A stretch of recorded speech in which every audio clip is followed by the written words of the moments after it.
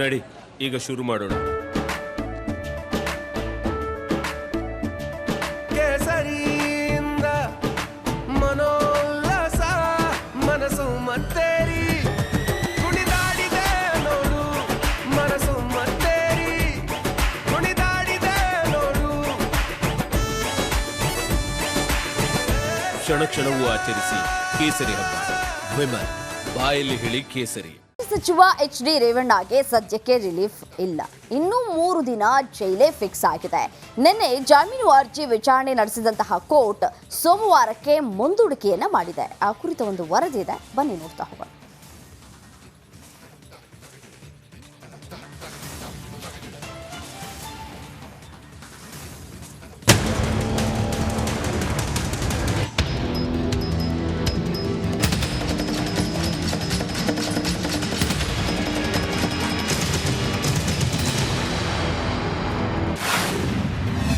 ಮಾಜಿ ಸಚಿವ ರೇವಣ್ಣಗೆ ಮತ್ತೆ ಶಾಕ್. ಇನ್ನೂ 3 ದಿನ ರೇವಣ್ಣಗೆ ಜೈಲು ಫಿಕ್ಸ್. ನಿಜ, ಸಂತ್ರಸ್ತ ಮಹಿಳೆಯ ಕಿಡ್ನಾಪ್ ಪ್ರಕರಣದಲ್ಲಿ ಮಾಜಿ ಸಚಿವ ರೇವಣ್ಣಗೆ ಮತ್ತೆ ಶಾಕ್ ಎದುರಾಗಿದೆ. ರೇವಣ್ಣ ಜಾಮೀನು ಅರ್ಜಿ ವಿಚಾರಣೆಯನ್ನ ಜನಪ್ರತಿನಿಧಿಗಳ ವಿಶೇಷ ನ್ಯಾಯಾಲಯ ಸೋಮವಾರಕ್ಕೆ ಮುಂದೂಡಿದೆ. ಮಾಜಿ ಸಚಿವ ಹೊಳೆನರಸೀಪುರ ಶಾಸಕನಿಗೆ ಇನ್ನೂ 3 ದಿನ ಜೈಲು ವಾಸ ಫಿಕ್ಸ್ ಆಗಿದೆ.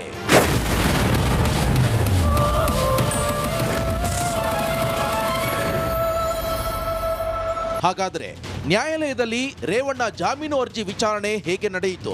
ರೇವಣ್ಣ ಪರ ವಕೀಲರ ವಾದ ಹೇಗಿತ್ತು? SIT ಪರ ವಕೀಲರು ಪ್ರತಿವಾದ ಹೇಗಿತ್ತು ಅಂತಾನೆ ತೋರಿಸ್ತೀವಿ ನೋಡಿ. ರೇವಣ್ಣ ಪರ ವಾದ ಹೇಗಿತ್ತು? ಮೊದಲು ವಾದ ಆರಂಭಿಸಿದ ರೇವಣ್ಣ ಪರ ವಕೀಲ CV ನಾಗೇಶ್, ಸಂತ್ರಸ್ತೆ ಬಗ್ಗೆ SIT ಎಲ್ಲಿಯೂ ಕೂಡ ಮಾಹಿತಿ ನೀಡಿಲ್ಲ ಅಂತ ಹೇಳಿದ್ರು. ಸಂತ್ರಸ್ತೆ ಎಲ್ಲಿ ಸಿಕ್ಕಿದ್ದಾಳೆ, ಆಕೆಗೆ ಹಲ್ಲೆ ಆಗಿದ್ಯಾ, ರೇಪ್ ಆಗಿದ್ಯಾ ಎನ್ನುವ ಬಗ್ಗೆ SIT ಮಾಹಿತಿಯೇ ನೀಡಿಲ್ಲ ಅಂತ ವಾದ ಮಂಡಿಸಿದ್ರು. ಸಂತ್ರಸ್ತೆ ಹೇಳಿಕೆಗೂ ಪೊಲೀಸರು ಹಾಕಿರೋ ಸೆಕ್ಷನ್ಗೂ ಸಂಬಂಧವೇ ಇಲ್ಲ ಅಂತ ಹೇಳಿದ್ರು. ಕಾರಣ, ಏಪ್ರಿಲ್ 29ರಂದು ಸಂತ್ರಸ್ತೆ ಮಹಿಳೆ ಕಾಣೆಯಾಗಿದ್ದಾಳೆ. ಹಾಗಿದ್ರೆ ಕಿಡ್ನಾಪ್ ಆದ 4 ದಿನ ಸಂತ್ರಸ್ತೆ ಕಡೆಯವರು ಯಾಕೆ ದೂರು ನೀಡಿಲ್ಲ ಅಂತ ಪ್ರಶ್ನೆ ಮಾಡಿದ್ರು. ಅಲ್ಲದೆ ರಾತ್ರೋರಾತ್ರಿ ದೂರು ದಾಖಲಿಸಿಕೊಂಡಿದ್ದೇಕೆ ಅಂತ ವಾದಿಸಿದ್ರು.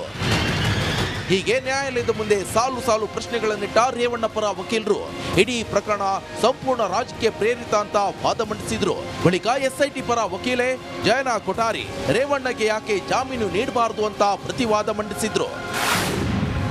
ಪ್ರತಿವಾದ ಆರಂಭಿಸಿದ SIT ಪರ ವಕೀಲೆ ಜಯನಾ ಕೊಠಾರಿ, ಆರೋಪಿ ರೇವಣ್ಣ ಮಗನ ಮೇಲೆ ರೇಪ್ ಕೇಸ್ ದಾಖಲಾಗಿದೆ. ರೇವಣ್ಣ ಮೇಲೆ ಲೈಂಗಿಕ ದೌರ್ಜನ್ಯ ಪ್ರಕರಣ ದಾಖಲಾಗಿದೆ. 29ನೇ ತಾರೀಕಿನ ಬಳಿಕ ಸಂತ್ರಸ್ತೆಯ ಮಾಹಿತಿಯೇ ಇಲ್ಲ.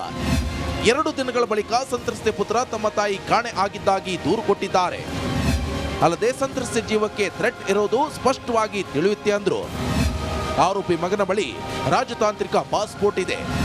ಬ್ಲೂ ಕಾರ್ನರ್ ನೋಟಿಸ್ ನೀಡಿದ್ರು ಆರೋಪಿಯ ಪುತ್ರ ವಾಪಸ್ ಬಂದಿಲ್ಲ. ಹೆಲ್ಪ್ ಲೈನ್ ಶುರು ಮಾಡಿದ ಬಳಿಕ ಹಲವರು SITಯನ್ನ ಸಂಪರ್ಕಿಸಿದ್ದಾರೆ. ಹೀಗಿರುವಾಗ ಆರೋಪಿ ರೇವಣ್ಣಗೆ ಈಗ ಜಾಮೀನು ಹೇಗೆ ನೀಡಲಾಗುತ್ತೆ ಅಂತ ವಾದಿಸಿದ್ರು. ಇದಿಷ್ಟೇ ಅಲ್ಲ, ಆರೋಪಿ ರೇವಣ್ಣಗೆ ಜಾಮೀನು ನೀಡಿದ್ರೆ ಸಾಕ್ಷ್ಯ ನಾಶ ಆಗುವ ಆತಂಕವನ್ನ ವ್ಯಕ್ತಪಡಿಸಿದ್ರು. ಸಂತ್ರಸ್ತೆಯನ್ನ ಅಪಹರಿಸಿರುವ ಪ್ರಕರಣದಲ್ಲಿ ಆರೋಪಿ ರೇವಣ್ಣಗೆ ಜಾಮೀನು ನೀಡಿದ್ರೆ ಸಾಕ್ಷ್ಯ ನಾಶ ಮಾಡಬಹುದು. ಹೊರ ಬಂದ ಮೇಲೆ ಸಂತ್ರಸ್ತರನ್ನ ಆರೋಪಿ ಸೈಲೆಂಟ್ ಆಗುವಂತೆ ಮಾಡಬಹುದು.